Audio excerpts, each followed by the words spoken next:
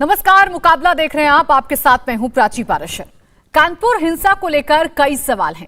हिंसा के पीछे क्या कनेक्शन है, इसको लेकर जांच चल रही है। क्या कानपुर दंगा सुनियोजित था? ये सवाल इसलिए भी क्योंकि इस तरह की हिंसा अपने आप नहीं हो सकती।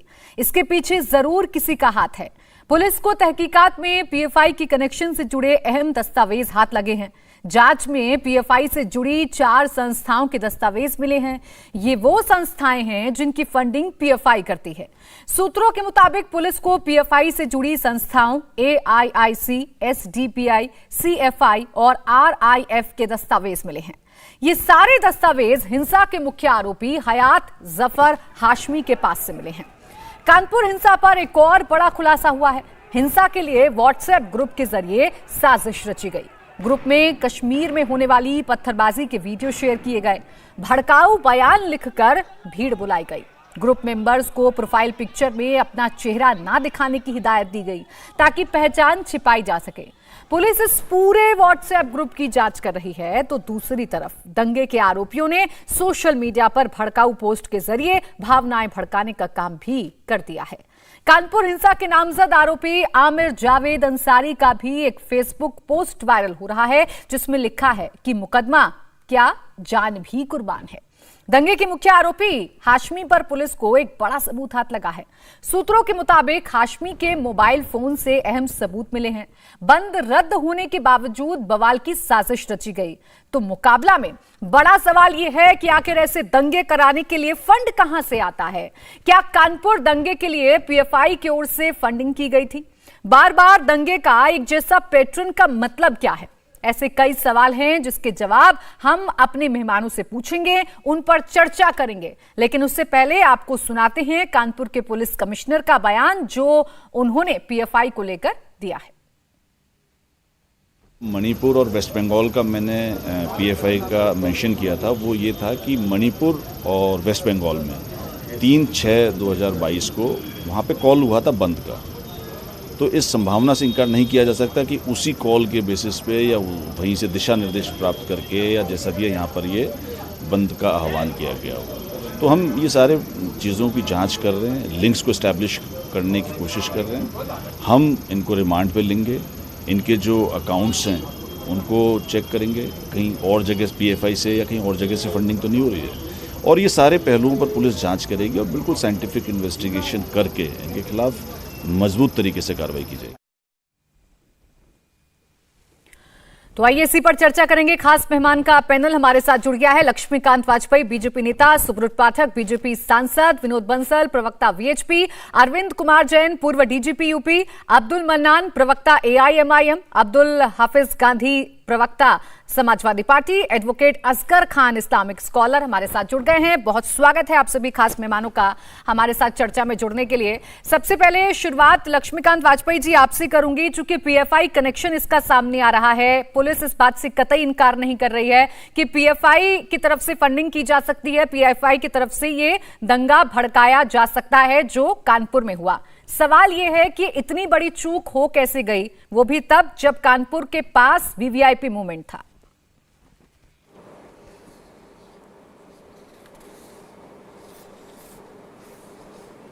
लक्ष्मीकांत वाजपेयी जी।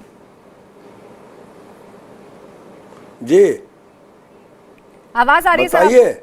आवाज आ रही है सर? आपकी आवाज आ रही है जी? आ रही है, आपकी आवाज आ रही है। वाजपेयी जी, सवाल मेरा ये है कि ये इतना बड़ा दंगा हो कैसे गया, हिंसा भड़क कैसे गई कानपुर में?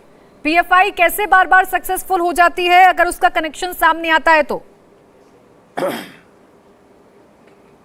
दंगा तो नहीं होने पाया, दंगा करने का प्रयास जरूर था।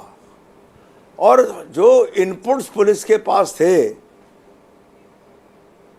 मेरी आपकी आवाज मिल रही, मैं कितनी बार तो बोल चुका, आप कहते नहीं कि हाँ है ना। मैं लक्ष्मीकांत वाजपेयी बोल रहा हूँ लखनऊ से। वाजपेयी जी, आपकी आवाज आ रही है, आप अपनी बात रखिए सर।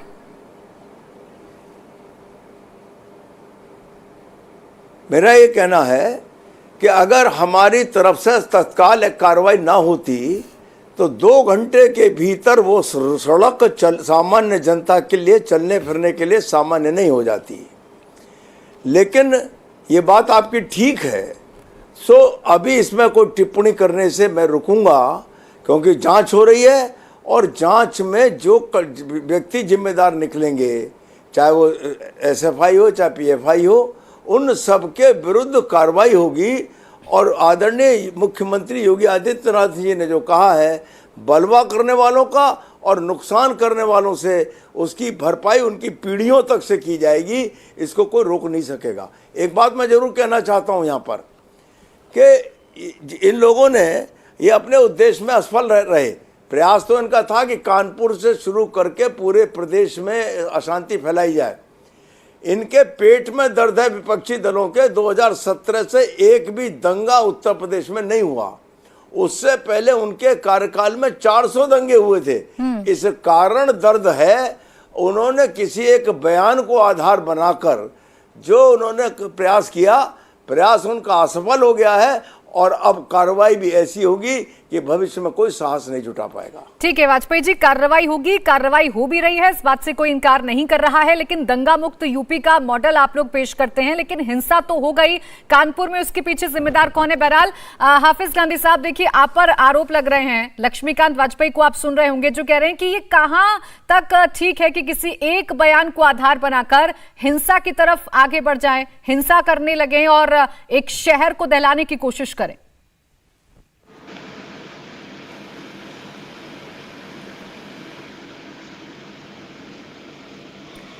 आपकी आवाज हाफिज साहब हम तक नहीं पहुंच पा रही है।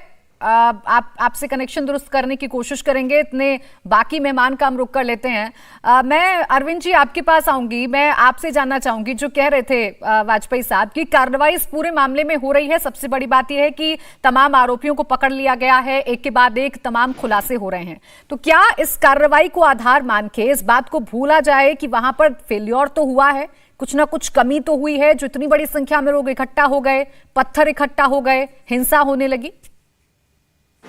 देखिए, जो मुझे बताया गया वो ये, जो कानपुर के पुलिस अधिकारियों से बात हुई, जिन लोगों ने कॉल दी थी उनके साथ मीटिंग की गई थी और उन्होंने अपनी कॉल वापस ले ली थी।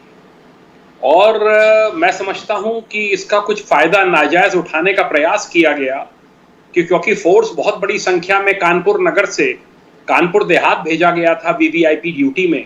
बड़ी महत्वपूर्ण ड्यूटी थी, वहां पर प्रेसिडेंट, प्राइम मिनिस्टर, सभी वीवीआईपीज वहां मौजूद थे।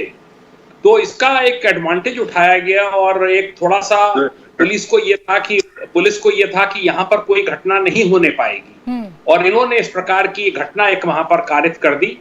आप अगर देखें तो पिछली बार के भी जो पीएम विजिट हुआ था उसमें भी कुछ इसी प्रकार की वायलेंस करने की कोशिश की गई थी, हालांकि उसका पर्दाफाश तत्काल हो गया था। ये घटना, इसकी जांच हमारे यहाँ देखिए होता क्या है, डिपार्टमेंटल इंक्वायरी सब होती रहती हैं कि क्या कहीं पर कोई चूक है, क्या एलआईयू ने रिपोर्टिंग में कोई देर करी, क्या लोकल चौकी थाने से कुछ रिपोर्टिंग में देर हुई या उनके मौके पे पहुंचने में देर हुई। पर जैसा वाजपेयी साहब अभी कह रहे थे, 2 घंटे के अंदर अंदर तत्काल पुलिस कमिश्नर पहुंचे, पूरा मोर्चा लिया गया, सबको खदेड़ दिया गया और वहां पर बिल्कुल स्थिति सामान्य कर दी गई। मैं समझता हूं कि इसमें कड़ी कार्रवाई होनी चाहिए और ऐसी होनी चाहिए जिससे कि इस प्रकार की जो घटना हुई है इसकी पुनरावृत्ति प्रदेश में कहीं और ना होने। बिल्कुल, देखिए कार्रवाई होगी और कार्रवाई हो भी रही है, इस बात से कतई इनकार नहीं है। लेकिन इस बात पर भी सोचना होगा कि इतनी बड़ी संख्या में आखिर वहां पर लोग इकट्ठा कैसे हो गए। अब अब्दुल हफीज गांधी जी, आपके पास मेरी आवाज पहुंच रही होगी और आपकी आवाज भी अब हम तक आएगी। जरा आप बताइए, आरोप ये लग रहे हैं कि ये कहाँ का इंसाफ है कि किसी के बयान को लेकर किसी शहर को दहलाने की कोशिश की जाए? बहुत शुक्रिया प्राची जी। मैं अभी लक्ष्मीकांत वाजपेयी जी को सुन रहा था और वो एक इसमें राजनीति कहीं ना कहीं तलाश रहे थे। लक्ष्मीकांत वाजपेयी जी बहुत वरिष्ठ नेता है भारतीय जनता पार्टी के, हालांकि काफी समय से उपेक्षित चल रहे थे, लेकिन अब उनका सम्मान भारतीय जनता पार्टी ने किया है, तो मुझे खुशी है इस बात की। लेकिन मैं इतना जरूर कह दूं कि वाजपेयी जी हर चीज में जो है राजनीति में तलाशे। अभी कहते हैं वाजपेयी जी की 2017 से कोई दंगा नहीं हुआ है। 2018 में जो सुबोध सिंह को बुलंदशहर में भारतीय जनता युवा मोर्चा के एक व्यक्ति ने उनको जान से मार दिया था, गोली मार दी थी, वो क्या था? बड़ी तादाद में वहां पर अफरा तफरी मची थी, वो क्या था? और उसके बाद जब ये व्यक्ति छूट कर आया भारतीय जनता युवा मोर्चा का, तो भारतीय जनता पार्टी के लोगों ने माला पहनाकर उसका स्वागत किया। तो ये तो हिंसा के बारे में भारतीय जनता पार्टी की सोच है कि किस तरह से ये हिंसा को अपनाते हैं और किस तरह से जो है वो हिंसा की ये राजनीति, बंटवारे की राजनीति, कहीं ना कहीं जो है वो लोगों को बांट कर जो राजनीति भारतीय जनता पार्टी वो करती है। एक तरफ वाजपेयी जी कहते हैं कि अभी जांच चल रही है, मैं बहुत कुछ नहीं बोलूंगा, दूसरी तरफ वो अपोजिशन पार्टीज पर ब्लेम लगा देते हैं। तो आप जब अपोजिशन पार्टीज पर ब्लेम लगाते हैं तो बहुत जल्दी आपकी जांच हो जाती है। मैं आपसे पूछना चाहता हूं कि आपकी सरकार, शासन, प्रशासन क्या कर रहे थे? कहां है इंटेलिजेंस? कहां ये, अगर इंटेलिजेंस फेलियर नहीं है तो क्या है ये? इतनी बड़ी तादाद में इतना बड़ा शहर है और जहां पर आप कमिश्नर सिस्टम लागू कर चुके हैं, उस शहर में यदि इस तरह की बातें हो सकती हैं तो फिर आपके शासन हफीज गांधी साहब, देखिए आप जरूर सरकार से सवाल पूछें, लेकिन मैं भी इस बात का इंतजार कर रही थी कि जो कार्रवाई हो रही है शायद उस पर भी तो लफ्ज आप बोल दें। किसके पार्ट पे है? सरकार के पार्ट पे जो कार्रवाई हो रही है उस पर भी शायद आप बोल दें, खुलकर बता दें कि किस तरीके से कार्रवाई हो रही है, लोगों को पकड़ा गया है, आरोपियों को पकड़ा गया है, पीठ थपथपा दें शायद सुरक्षा बलों की। सुन लीजिए, अगर कोई चीज हो जाएगी उसके बाद तो कार्रवाई होगी, लेकिन ये चीजें, इनकी जो पुनरावृत्ति ना हो उसको रोकने के लिए क्या प्रयास किए गए थे? क्या इसके बारे में ठीक है, सवाल को आगे बढ़ा देते हैं। सुब्रत पाठक साहब, देखिए ये सवाल आपसे पूछा जा रहा है कि कार्रवाई ठीक है आप कर रहे हैं, कोई घटना हो गई तो कार्रवाई होगी, सरकार करेगी, जो पुलिस बल है वो करेंगे, लेकिन ये घटना हो कैसे गई इसका जवाब दे दीजिए। देखिए, घटना हो गई शुक्रवार के कारण से। जिस प्रकार से वो शुक्रवार को हर बार नमाज और उस नमाज में बहुत सारे लोग एकजुट होते हैं। अब उसमें कोई ये तो नहीं समझ सकता कि इतने सारे लोग जो एकजुट हो रहे हैं ये कोई बात में कोई हरकत करेंगे, कुछ गड़बड़ करेंगे, कानून व्यवस्था को चुनौती देंगे। तो और दूसरा, उस दिन पर यह भी बात सही है कि महामहिम राष्ट्रपति और माननीय प्रधानमंत्री जी का दौरा था, तो उस वजह से वहां के ऊपर प्रशासन भी कम था, सुरक्षा रहे होंगे, तो जो भी कारण है तो कुल मिलाकर ये बड़ा कारण है और ये बात भी सबको समझना चाहिए। और खासकर इस प्रकार के सभी लोगों को, जिम्मेदार लोगों को, जो लोग नमाज पढ़ने पर जाते हैं, पढ़वाने जाते हैं, कम से कम ये धार्मिक कार्यक्रम जब इस प्रकार का कोई हो, अगर उसमें इस प्रकार की घटना होती है तो ये दाग तो कहीं ना कहीं लगता ही है ना। बाकी तो शासन प्रशासन तो अपना काम करेगा, इसके पीछे राजनीतिक षड्यंत्र भी हो इतना चली और अभी इन्वेस्टर समिट हो रही है, बाहर से निवेश भी। ठीक है सुब्रत पाठक जी, सरकार की बदनामी कैसे करी जाए अभी। ठीक है सुब्रत पाठक जी, लेकिन आप ये पूरा ठीकरा विपक्ष पर नहीं फोड़ सकते हैं ना। देखिए आपकी भी जिम्मेदारी है, आप सरकार में हैं, आप ही दंगा मुक्त यूपी की बात करते हैं, इसलिए सवाल तो आपसे पूछा जाएंगे। मैं आऊंगी वाजपेयी जी आपके पास। अब्दुल मन्नान साहब, अब आप इस बात का जवाब दे दीजिए कि ये कहां तक जायज है कि एक बयान को आधार बनाकर इतनी सारी भीड़ को जुटा लेना, व्हाट्सएप के जरिए आवाहन कर देना, व्हाट्सएप के जरिए भड़काऊ बात कह के लोगों को बुला लेना और फिर पत्थरों से हमला करवाना। मैडम ऐसा है कि पहली बात तो इस मेन फसाद की जड़ में आपको जाना होगा। सारे फसाद की जड़ नूपुर शर्मा है, जिन्होंने विवादित बयान दिया और जो ऑब्जेक्शनेबल बयान था। नूपुर शर्मा के ऊपर अगर सख्त कार्रवाई हो गई होती तो ये सारी बातें नहीं होती। नहीं तो ये मन्नान साहब कोई तर्क नहीं हुआ ना कि अगर इस देश में कोई बयान दे देगा तो आप हिंसा कर लेंगे ना, ये कोई बयान नहीं, ये कोई तर्क नहीं हुआ सर। अगर किसी बात से आपत्ति है आप कोर्ट जाइए, आप पुलिस के पास जाइए। अरे मैडम आप मेरी बात सुनिए, सबके बीच में आप नहीं बोलती हो और जैसे बीजेपी के अगेंस्ट कोई बोलता है उसको डिस्टर्ब करना। नहीं मन्नान साहब, आप तर्कों से बात करेंगे, यहाँ आप तर्कों से बात करेंगे तो मैं आपकी पूरी बात सुनूंगी, लेकिन आप ये अगर आप ये जायज ठहरा देंगे कि किसी के बयान पर हिंसा हो जाए तो इस बात पर मैं तो आपको टोकूंगी। पहले दंगे की जड़ में आप जाएंगी नहीं जाएंगी? नूपुर शर्मा के बयान ही पर तो ये सब हुआ। अगर ये इंसाफ, देखिए एक तो होता है इंसाफ करना और एक होता है क्या बोला था नूपुर शर्मा ने, जब बताइए जरा। कुरान को कोट करके बोला था, क्या था गलत था कि उसमें बताइए ना। उसमें मेरी आवाज ही बात ही जब नहीं सुनने के लिए बदल है, एक एंकर डिस्टर्ब कर रहा है, एक बीजेपी वाला डिस्टर्ब करेगा, एक के पता नहीं विनोद बंसल डिस्टर्ब करेंगे। साहब चलिए बात करिए सर बात रखिए। अच्छा चलिए बात रखिए, आप किसे जिम्मेदार मान रहे हैं, जल्दी से जवाब दीजिए इस बात का। आपके पास तर्क नहीं है तो मैं विनोद बंसल जी आऊंगी आपके पास, जरा इनको बात पूरी करने दीजिए। मत बैठाओ डिबेट में, आप लोग अपना बहस करके चले जाओ।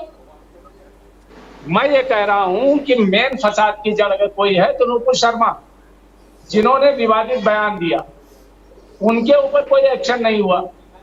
एक क्या होता है कि सरकार एक्शन से इंसाफ करते हुए दिखे और एक होता है इंसाफ करना। अभी आप अजान के ऊपर पाबंदी आपने लगाई, लाउड स्पीकर आपने हटवाए, लेकिन सबसे पहले योगी आदित्यनाथ जी ने क्या किया कि अपने गोरखपुरनाथ मंदिर से हटवाया, अपने मथुरा से हटवाया। पूरे प्रदेश ने उस बात को मान लिया। अगर नूपुर शर्मा पे आपने पहले से एक्शन ले लिया होता, सख्त कार्रवाई सर आप कर दी एक ही होती। बात को लेकर बैठेंगे तो फिर मैं इस डिबेट को आगे नहीं बढ़ाऊंगी। सर मैं आपसे ये जानना चाह रही थी सर, हो गई उन पर कार्रवाई, पार्टी ने उन पर एक्शन ले लिया, मैं आपकी जानकारी के लिए बता दूं, लेकिन मैं ये जानना चाह रही थी कि किसी के बयान पर इकट्ठा हो जाना, हिंसा कर देना, ये कहां तक जायज है? अब विनोद बंसल जी आप जवाब दीजिए, फिर असगर खान जी आपके पास आऊंगी। मेरी बात आप सुनो, आप अपने एजेंडे पे बुलवाने की कोशिश कर रहे हो, मेरे मुंह में अपनी मन्नान साहब हमारा कोई एजेंडा नहीं है सर, आप अपने एजेंडे पर आकर बात करते हैं, मुझे उलझना नहीं है सर आपसे। विनोद बंसल साहब आप बोलने देंगी नहीं बोलने देंगी? आप पता चला एक एंकर बैठ गया, एक बीजेपी वाला बैठ गया, एक मन्नान साहब आ गई आपकी बात सर, आ गई। मैं आपसे उलझूंगी नहीं सर, मैं आपसे नहीं उलझूंगी। आप जो करने आते हैं डिबेट पे, मैं उसमें आपको सफल नहीं होने दूंगी। विनोद बंसल जी।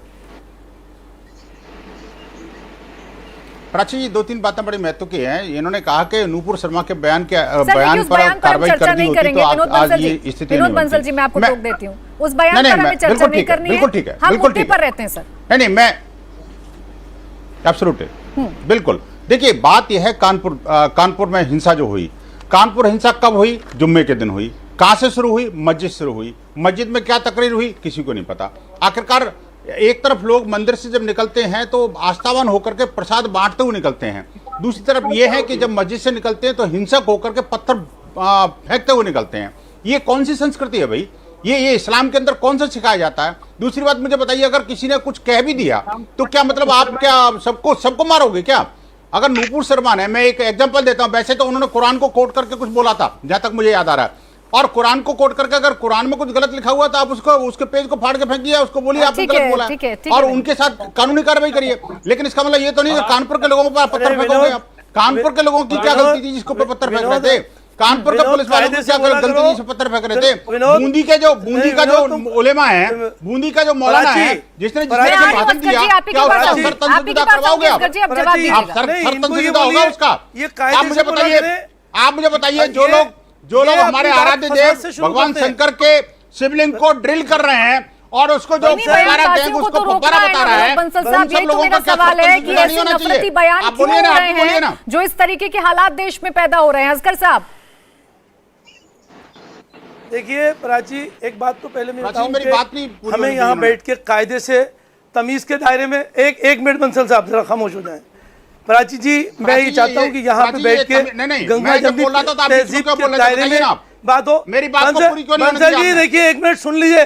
एक तो आप तमीज से बोला करें, हिंदू समाज को तमीज कुरान के पन्ने फाड़ो, तुम अपनी गीता फाड़ो, आप अपनी तमीज को अपने जेब में रखिए।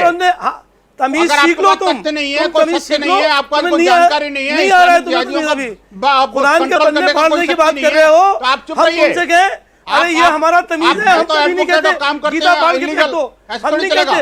तुम इतने बदतमीज हो, आप इस्लामिक मर्यादा रख लीजिए सर, डिबेट की चर्चा करने आए हैं, मर्यादा रखो। आपको पूरा देश देख रहा है, शब्दों की मर्यादा आप दोनों रखिए सर, विनोद बंसल जी और असगर साहब दोनों रखिए शब्दों की मर्यादा।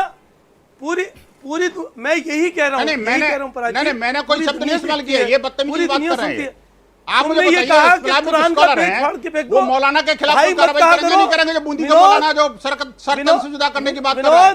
विनोद सुन लो, विनोद तुम कान खोल के सुन लो। मौलाना के खिलाफ असगर साहब चलिए ठीक है, आप मेरे सवालों का जवाब देने से ज्यादा विनोद बंसल जी की बातों में उलझे हुए हो। लक्ष्मीकांत वाजपेयी जी आपके पास आऊंगी, क्योंकि एक सवाल जो बार बार उठाया जा रहा है और इस चर्चा में बड़ा कॉमन हो गया है वो ये है कि यूपी में सब कुछ दुरुस्त है, आप सख्त कानून व्यवस्था की बात करते हैं, लेकिन जब जब कोई बड़ी घटना यूपी में होती है तो पीएफआई का जिक्र आ जाता है। ये क्यों होता है? इसे क्यों ना फेल्योर माना जाए इंटेलिजेंस का?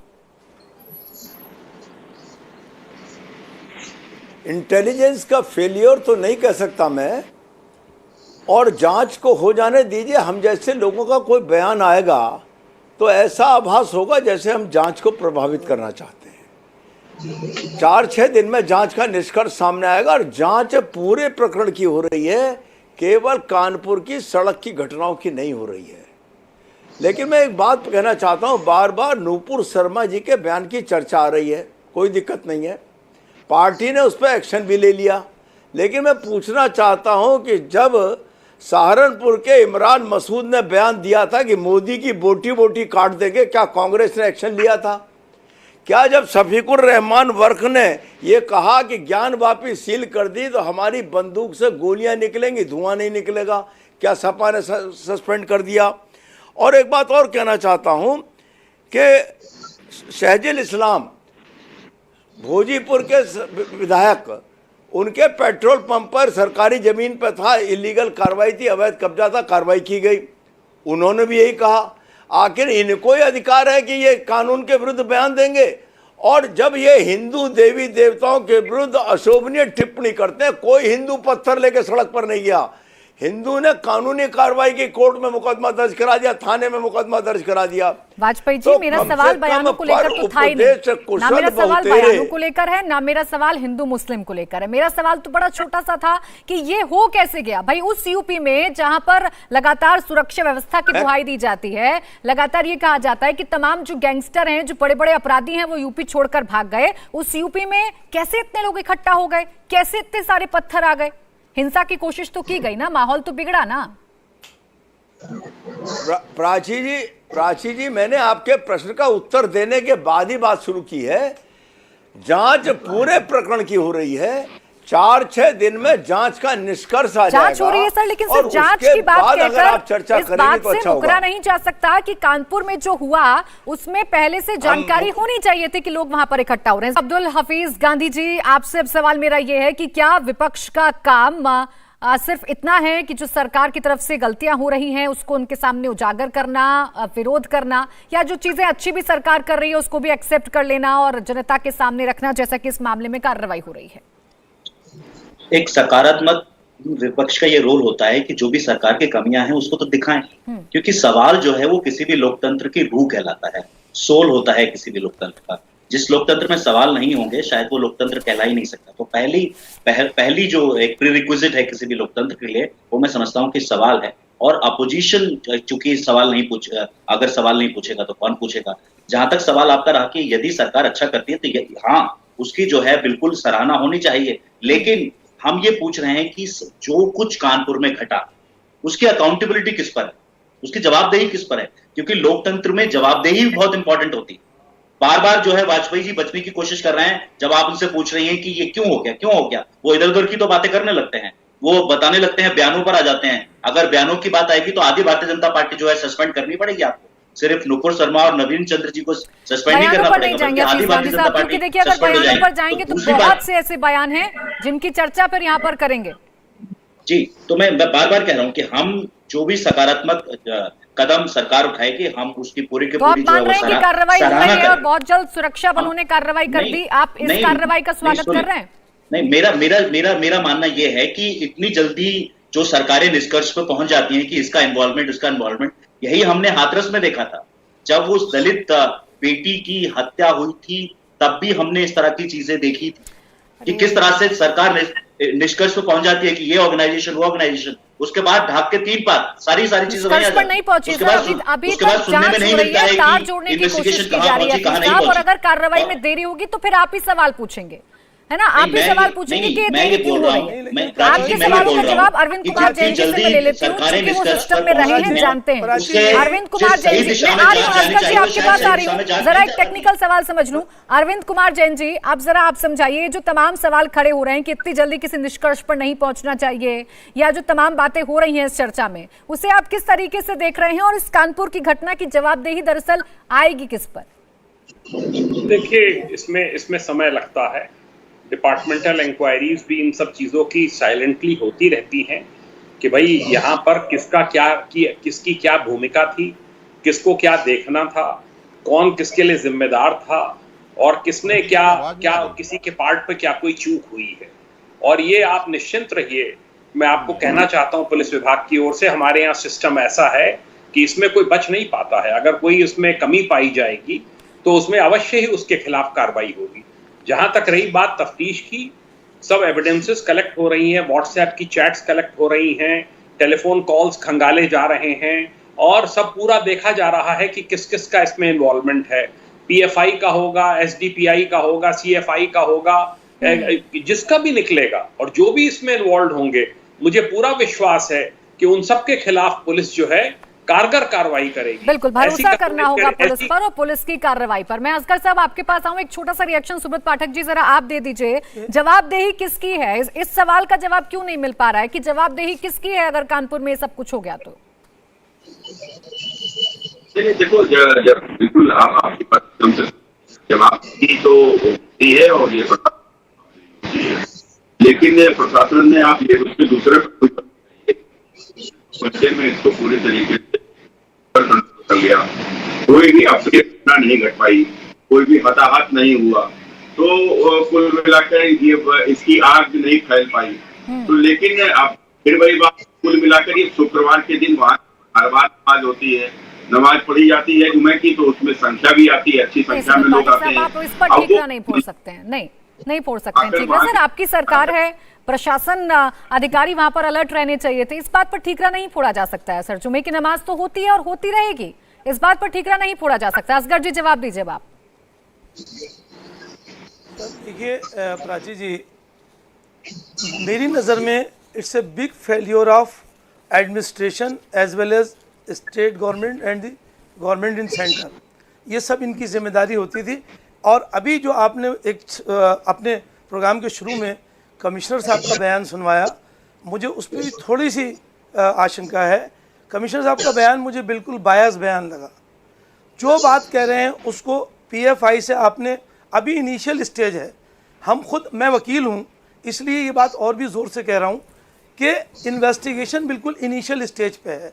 अभी किसी के बारे में कुछ नहीं कहा जा सकता। सिर्फ एक बड़ा सवाल है कि अगर आपकी स्क्रीन पे मैं इतनी देर से पत्थरबाजी देख रहा हूँ, दोनों तरफ से पत्थर आ रहे हैं जा रहे हैं, दो टीमें दोनों तरफ से पत्थर आ रहे हैं जा रहे हैं। एक टीम वो भी है जो पुलिस की मौजूदगी में पत्थर फेंक रही है, पता नहीं वो कौन सी टीम है। और लेकिन जो अरेस्ट हुई भी है उसकी लिस्ट पता नहीं आपके पास है या नहीं है। वो एक लिस्ट है, वो एक तरफा लिस्ट है। सिर्फ एक पक्ष के लोगों को, बंसल साहब सुन ले, फिर जवाब, बंसल साहब सुन लो यार, जवाब दे देना। जब तुम्हारी दुखती रख पे हाथ रखो तो तुम रोने लगते हो, ये गलत बात है। और जब जिहादी जब मंदिर से निकलता है तो पत्थर ही बांटते हुए निकलता है। अरे जिहादी का पहले मतलब बता दो। जिहाद का मतलब मालूम है ना जी? जाके पढ़ के आओ, इस्लामिक स्कॉलर जाके पढ़ के आओ। जिहाद का बताओ ना, मैं जिहाद हूँ क्या करोगे आप? बताओ मैं जिहादी हूँ क्या करोगे? मांग करते मैं कहता हूँ ईरान से हर चैनल पे तुमसे कहता हूँ मैं जिहादी हूँ, करो मेरे खिलाफ कार्रवाई करो। मैं जिहादी हूँ, तुम्हें जिहाद का मतलब मालूम है? जाहिल है वो लोग, जाहिल है वो लोग जिनको जिहाद का मतलब भी नहीं मालूम और जिहाद करते रहते हैं। जिहाद करते रहोगे, जिहाद का मतलब नहीं मालूम।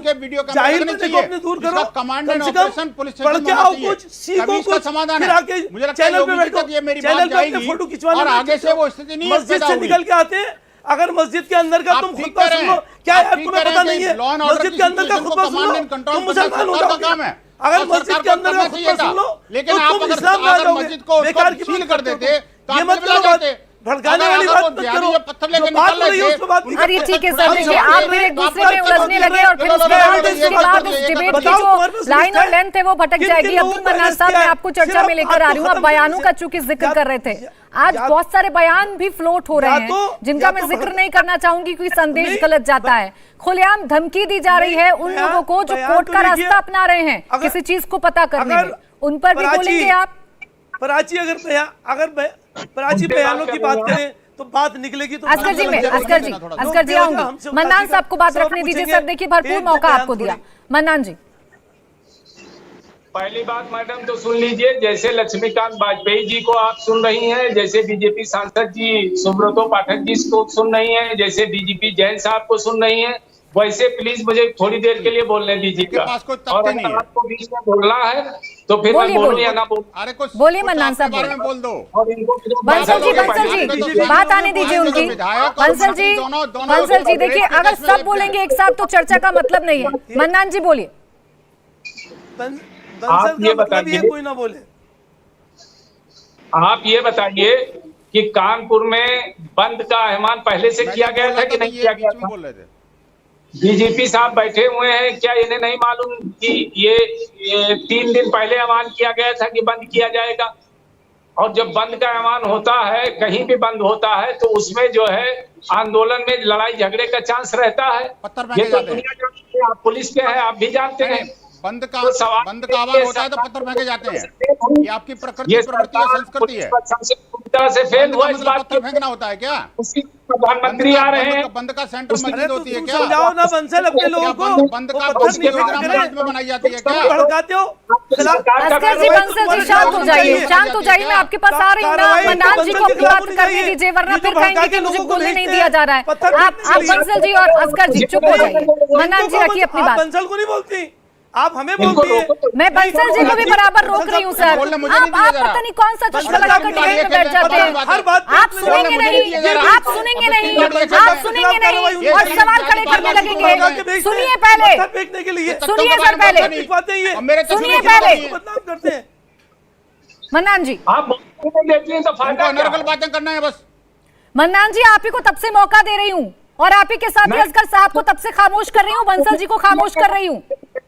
मैं बोल सकूं, मैं ये कहता हूं कि पहली बात तो सरकार का फेल्योर है, इंटेलिजेंस का फेल्योर है और जो है पुलिस का फेल्योर है कि कानपुर में ये सब हुआ। जहां तक नमाज की सवाल है, जुमे में नमाज होती रहेगी, जुमे में लोग कलेक्टिव हम लोग नमाज पढ़ते हैं। अब सवाल इस बात का पैदा होता है कि जैन साहब यहाँ मौजूद हैं, आप बतावें कि मान लिया पत्थरबाजी होती है और आपने एक ही तरफ बता दिया कि एक ही तरफ के लोग पत्थरबाज हैं, लेकिन दूसरी तरफ पुलिस भी पत्थर मार रही थी। तो आप जैन साहब बतावें कि जिन पुलिस वालों ने पत्थरबाज है क्या कभी सुना है? अब मैं आपको रोकूंगी तो फिर आपको मिर्ची लगेगी। आप मुझे बताइए, पुलिस पर आपने वीडियो देखी है? आपने वीडियो देखी है मन्नान जी? बिल्कुल। अरे आप एक तरफ से पत्थर बरसाते जाएंगे, पुलिस पत्थर खाती जाएगी। पुलिस की मौजूदगी अरे डिफेंस में कुछ नहीं करेगी पुलिस। प्राची, अरे पत्थर खाने के लिए है क्या पुलिस? प्राची, आप अपनी वीडियो खुद देखिए। आप देखिए असगर खान जी, देखिए मैंने वीडियो। आप मुझे मत बताइए कि मुझे कैसे देखनी है वीडियो और कैसे नहीं देखनी है। कैसी बात कर रहे हैं आप? कैसी बात कर रहे हैं अब्दुल मन्नान जी? अरे पुलिस वहाँ कंट्रोल करने के लिए गई है, आपके पत्थर खाने नहीं गई है। कौन है वो लोग? ये वही लोग हैं जिन्हें बंसल साहब ने भेजा है। अरविंद कुमार जैन जी जरा जवाब दे दीजिए, मुझे लगता है बेहतर जवाब दे पाएंगे। कानपुर में पुलिस ने भी पत्थरबाजी किया। नहीं, पुलिस ने पत्थरबाजी किया, मैंने आपको बताया। पत्थरबाजी कर रहे हैं, वो कौन लोग हैं? पूरे आप बोलने दीजिए, जवाब आने दीजिए। अब दूसरे की बारी है, बोलने दीजिए, बोलने दीजिए। निकलते के साथ ही अरे बोलने दीजिए। पूरे प्रकरण की हर लेवल पे जांच होती है। कहीं पर भी मैंने आपसे कहा, ये कोई सार्वजनिक करने की बात नहीं है कि कोई जो एक्शन होगा वो आएगा सबके सामने, वो पता चलेगा। अगर कहीं पर कोई कमी रही है, अगर कहीं पर किसी प्रकार का कोई भी चूक हुई है, उस पे एक्शन होगा, उस पे एक्शन अवश्य होगा। और अगर ठीक है, आपके कमिश्नर अरे साहब मन्नान जी, एक्शन ले रहे हैं। सर चर्चा में आए ना, दूसरों को भी बोलने दीजिए। आपकी बात आ गई। बंसल जी आप रखिए अपनी बात, फिर लक्ष्मीकांत वाजपेयी जी आपसे सवाल पूछूंगी। विनोद बंसल जी। प्राची जी, 2-3 बातें बड़ी महत्वपूर्ण जो तथ्यात्मक रूप से मैं टू द पॉइंट कहूंगा। एक तो ये कि ये जो पत्थरबाजी की घटना कहां से शुरू हुई, ये सारे लोगों को पता है। आखिरकार मस्जिद में प्लानिंग की गई, मस्जिद से पत्थर लेके निकले और मस्जिद के सामने से जो है ना पत्थर फेंकते हुए गए। जिम्मेदारी किसकी है मुझे बता दो। दूसरी बात ये, जो पुलिसकर्मी थे, वो पुलिसकर्मी हाँ नमाज पढ़ने के बाद में हिंसक हो जाते, ये सबको पता है। इसका मतलब ये है कि आपको नमाज पढ़ने की आगे परमिशन नहीं मिलनी चाहिए। और अगर आप ये कहते हो कि हमने 2-3 दिन पहले बंद का ऐलान किया था, तो पुलिस प्रशासन शासन क्या कर रहा था? ये इसका मतलब आप ये कहना चाहते हो कि 3 दिन पहले प्रशासन जो है ना वो मस्जिद के गेट बंद करके सील कर देता, यही चाहते हो ना आप? और या फिर ये बताइए कि सीसीटीवी कैमरे वहां पर हाई रेजोल्यूशन वीडियो कैमरे लगा करके पुलिस कंट्रोल रूम में उसकी कमांड एंड ऑपरेशन होना चाहिए था, यही चाहते हो ना आप? आप ये भी चाहते हो कि आखिरकार जो पत्थर फेंका उसकी भाषा पत्थर ही होना चाहिए, आप ये चाहते हो ना? आप ये बताइए कि बंद का मतलब क्या पत्थर फेंकना होता है? बंद का मतलब पत्थर फेंकना होता है क्या? आपको ये नहीं पता कि कानपुर के अंदर जहां पर के देश के राष्ट्रपति, प्रधानमंत्री, मुख्यमंत्री और राज्यपाल चारों लोग वहां पर मौजूद हैं और उसके बावजूद आप उनका स्वागत पत्थरों से कर रहे हो? अरे शर्म करो यार, शर्म करो। आपकी बुद्धि मारी गई है, किस तरह की भाषा का प्रयोग कर रहे हो आप लोग? कम से कम इस्लामिक जिहादियों को प्रोत्साहन दे करके इस देश को देश में आग लगाने की कोशिश मत करिए। ठीक है बंसल जी, कुछ इस्लामिक यूथ को तुम्हारे पास आग लगा ठीक है सर, हो गई बात, लेकिन ये कहते हैं ना, नहीं, आप पूरी तरीके से जुम्मे की नमाज को यहाँ पर जिम्मेदार नहीं ठहरा सकते ना। बंद का ऐलान किया गया था, कौन लोग थे जो इस बंद की आड़ में पत्थरबाजी कर रहे थे, ये जांच का विषय है। पुलिस वालों को जांच करने दीजिए। लक्ष्मीकांत वाजपेयी जी, एक बड़ी बात यहाँ पर सभी जो मेरे पैनलिस्ट हैं वो कहते हुए नजर आ रहे हैं, असगर खान जी और इसके साथ ही साथ मन्नान जी, आ गई आपकी बात, आ गई। वो ये कह रहे हैं कि ये जो कार्रवाई होती है ये सेलेक्टिव क्यों होती है, योगी सरकार में कार्रवाई सेलेक्टिव क्यों होती है? ये कई भ्रामक है और आरोप गलत है। योगी सरकार में दंगाई के खिलाफ, कानून तोड़ने वालों के खिलाफ कार्रवाई होती है, आत्मरक्षा करने वालों के खिलाफ कार्रवाई करने का कोई औचित्य नहीं है। मैं एक बात और बताना चाहता हूं प्राची जी, जिन्होंने बंद का आह्वान किया था, कानपुर के प्रशासन ने उनके साथ बैठकर बात की थी और उन्होंने बंद का आह्वान वापस ले लिया था, इसलिए कोई घटना की संभावनाएं नहीं थी। लेकिन इस धार्मिक स्थल से जुम्मे की नमाज के बाद लोग निकलकर पत्थरबाजी करने लगे, जबकि बंद का आह्वान वापस लिया जा चुका था आयोजकों के द्वारा। इसलिए मेरा कहना है कि अगर पत्थर मारेंगे तो फिर पुलिस के पास लाठी माला पहनाने के लिए नहीं है, फूल बरसाने के लिए नहीं है, लाठी दंगाइयों को, कानून तोड़ने वालों के खिलाफ कार्रवाई करने के लिए है। बिल्कुल कार्रवाई करे पुलिस, लेकिन यह भी सुनिश्चित किया जाए कि इतनी बड़ी साजिश अगर रची जा रही है तो उस पर ध्यान रखा जाए। पत्थर अगर इकट्ठा करके ठेले पर लाए जा रहे हैं तो इसकी जानकारी होनी चाहिए कि आखिर कैसे ये पूरी जो प्लानिंग है वो हो गई। हफीज साहब जवाब दीजिए, फिर सुमित पाठक जी आपके पास आऊंगा। जानकारी तो खुद ले जा रहे हैं, बंद का आह्वान वापस हो गया था, इनको सारी इसलिए वो लोग जो इस बात से सहमत एक साथ बोलेंगे तो चर्चा का मतलब नहीं रह जाएगा, एक एक करके बोलिए। हफीज गांधी जी। प्राची जी, जो कानपुर का पुलिस एडमिनिस्ट्रेशन है उसकी जो इनएक्ट हैंडलिंग है ना, पहली बार सामने नहीं है। विक्रम कांड में हमने देखा था कि किस तरह से कॉल्यूशन था पुलिस ऑफिसर्स के बीच में और अपराधियों के बीच, और पूरे थाने के शहीद हो गए थे। और उसके बाद हमने देखा था कि किस तरह की चीजें निकल कर आई थी और हायर ऑफिसर्स इन्वॉल्व के ऊपर तक, क्योंकि जो अपराधी उसके सामने आए थे उनके साथ सरकारों में बैठे हुए लोगों से जुड़े हुए थे। तो कानपुर में इस तरह की चीजें होती है, पहली बार अभी देख रहे हैं। और बार वाजपेयी जी कह रहे हैं कि समझौता हो गया था, तो फिर क्या इंटेलिजेंस बैठ गया था? क्या इंटेलिजेंस अपना काम करना बंद कर दिया था? क्या इंटेलिजेंस की जिम्मेदारी नहीं थी कि वो बंद का आह्वान वापस हुआ था? कोई समझौता नहीं। और एक और चीज मैं बता देना चाहता हूँ कि एक वीडियो सोशल मीडिया पर सर्कुलेट हो रहा है जहां पुलिस के साथ कुछ और जो लोग ये कर रहे थे उन्हें मालूम था कि मुझे नहीं पता वो कौन लोग हैं, लेकिन मैं शासन प्रशासन से आपके टीवी चैनल के माध्यम से आग्रह करूंगा कि उन्होंने धोखा किया चाहिए। पुलिस तो जवाबी कार्रवाई कर सकती है। ठीक है हफीज गांधी जी, आपके सवाल है सरकार से, सवाल के अपने सरकार के अपने तर्क हैं। इस चर्चा को मुझे यहीं पर विराम देना होगा सर। बहुत शुक्रिया आप सभी खास मेहमानों का हमारे साथ चर्चा में जुड़ने के लिए, अपनी अपनी बात रखने के लिए। लेकिन सवाल यही है कि कानपुर में इतनी बड़ी साजिश को अंजाम कैसे दिया गया? क्या दंगा मुक्त यूपी की इमेज में एक नया प्रयोग करने की कोशिश कानपुर के जरिए की जा रही थी? इंडिया टीवी हर वक्त हर जगह डाउनलोड करने के लिए सर्च करें India TV news Google play store या ऐप स्टोर पर।